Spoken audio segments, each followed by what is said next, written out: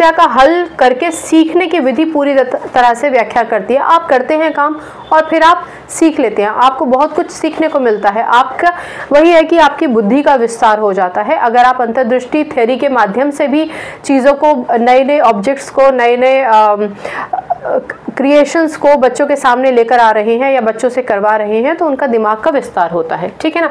कक्षा में व्यवहारिक शिक्षण में पूरी तरह से प्रयुक्त किया जा सकता है।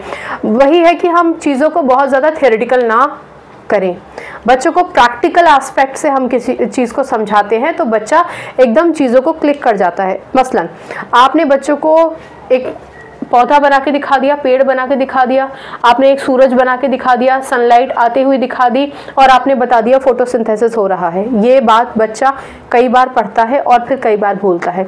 लेकिन यदि इसी प्रोसेस को आप बच्चे से कह दें कि एक्सपेरिमेंटली आप इसको करिए, अपने घर में लगाइए या स्कूल में, हम जर्मिनेशन भी तो सीखते थे ना स्कूल में, तो वो चीज़ बच्चा कभी भी नहीं भूलता है क्योंकि उसके सामने वो स्थिति है, वो रिलेट कर पा रहा है तथ्यों को। ठीक है ना।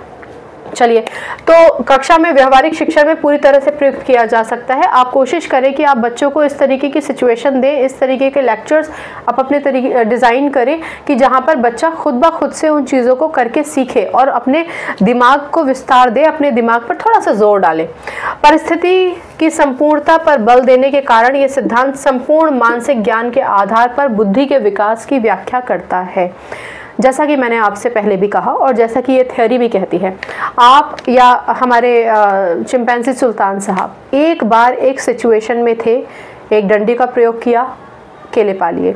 दूसरी बार दो डंडियों को जोड़ना, आप सोचिए एक पशु ने दो डंडियों को जोड़ दिया। ये और बात है कि एक डंडी मोटी एक डंडी पतली थी, वो दोनों के दोनों अटैच हो गए, ठीक है, फिक्स हो गए।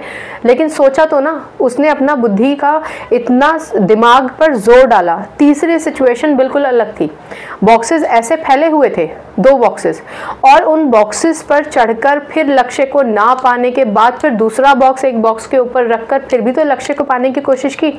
तो इन सारे के सारे प्रोसीजर्स में अगर आप फर्स्ट स्टेप से देखें, जहां पर चिंपैंजी अपना हाथ बाहर निकालकर केले को पाने की कोशिश कर रहा था, वहां से लेके थर्ड स्टेप तक जहां पर उसके पास लास्ट स्टेप में कोई डंडी नहीं थी, कोई छड़ी नहीं थी, सिर्फ बक्से थे, संदूक थे, जिन्हें आप बॉक्सेस कहते हैं।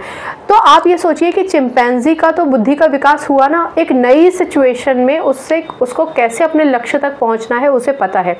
कक्षा में जब हम किसी भी सवाल को बच्चे को दें, खासतौर से मैथमेटिक्स में या संगीत की कक्षा में हम उनको ले जाएं या आर्ट्स की कक्षा में हम उनको ले जाएं, तो हम उनको केवल एक सिचुएशन दें कि आप इस तरीके से कलाकृति बनाइए, एक पेंटिंग